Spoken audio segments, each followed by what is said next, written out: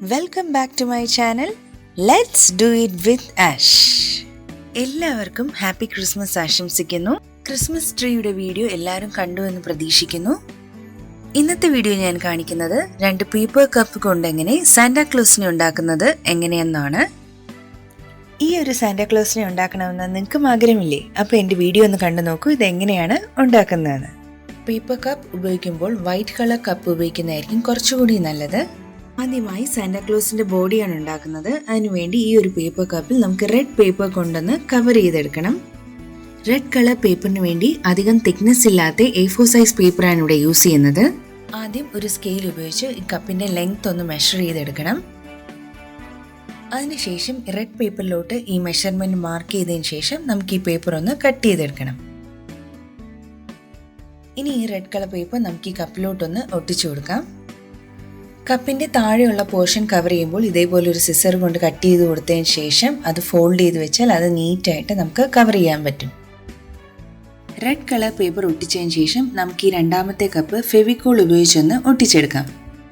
ഈ 2 കപ്പും ജോയിൻ ചെയ്തതിന് ശേഷം നമുക്ക് ഈ കപ്പിന്റെ മുകൾ പോർഷൻ ഒന്ന് കവർ ചെയ്തെടുക്കണം. അതിനുവേണ്ടി ഞാനിവിടെ തിന്നായിട്ടുള്ള തെർമോക്കോളാണ് ഉപയോഗിക്കുന്നത്. തെർമോക്കോളിൽ ഈ കപ്പിന്റെ താഴെയുള്ള സർക്കിൾ ഷേപ്പ് ആദ്യം ഒന്ന് മാർക്ക് ചെയ്തെടുക്കണം. അതിനുശേഷം നമുക്ക് ഇതൊന്ന് കട്ട് ചെയ്തെടുക്കാം.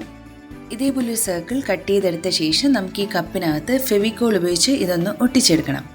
അതേപോലെ സാന്റാക്ലോസിന്റെ ഷൂസിനായി 2 ഓവൽ ഷേപ്പിൽ ഞാൻ ഈ തെർമോക്കോൾ വരച്ചെടുത്തിട്ടുണ്ട്. അതും ഒന്ന് കട്ട് ചെയ്തെടുക്കാം.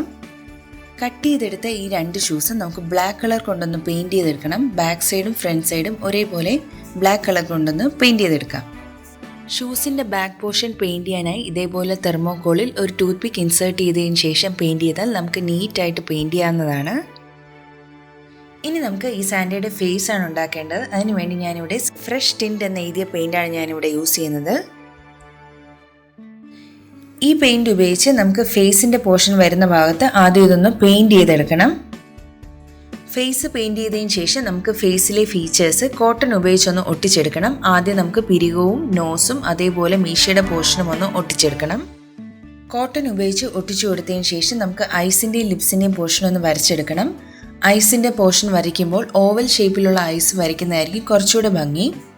നോസിൻ്റെ പോർഷൻ കോട്ടൺ ഉപയോഗിച്ച് ഒട്ടിച്ചു കൊടുത്തതിന് ശേഷം നമുക്ക് ഈ സ്കിൻ കളറിലെ പെയിൻറ് ഒന്ന് പെയിൻറ് ചെയ്ത് കൊടുക്കണം. ഇനി അടുത്തതായി നമുക്ക് ഈ കോട്ടൺ ഉപയോഗിച്ച് താടിയുടെ പോർഷനും ഹെയറിൻ്റെ പോർഷനും ഒന്ന് ഒട്ടിച്ചെടുക്കാം. ഇനി നമ്മുടെ ക്രിസ്മസ് അപ്പൂപ്പിന് ഒരു ഹാറ്റാണ് ഉണ്ടാക്കേണ്ടത്. അതിനുവേണ്ടി റെഡ് പേപ്പറിൽ ഇതേപോലെ ഒരു കോൺ ഉണ്ടാക്കിയതിന് ശേഷം നമുക്ക് ഈ എക്സ്ട്രാ പീസ് ഒന്ന് കട്ട് ചെയ്ത് കളയാം. റെഡ് കളർ കോൺ ഉണ്ടാക്കിയതിന് ശേഷം വൈറ്റ് കളർ A4 സൈസ് പേപ്പറിൽ നിന്നും ഇതേപോലെ ഒരു സ്ട്രിപ്പ് കട്ട് ചെയ്തെടുക്കണം.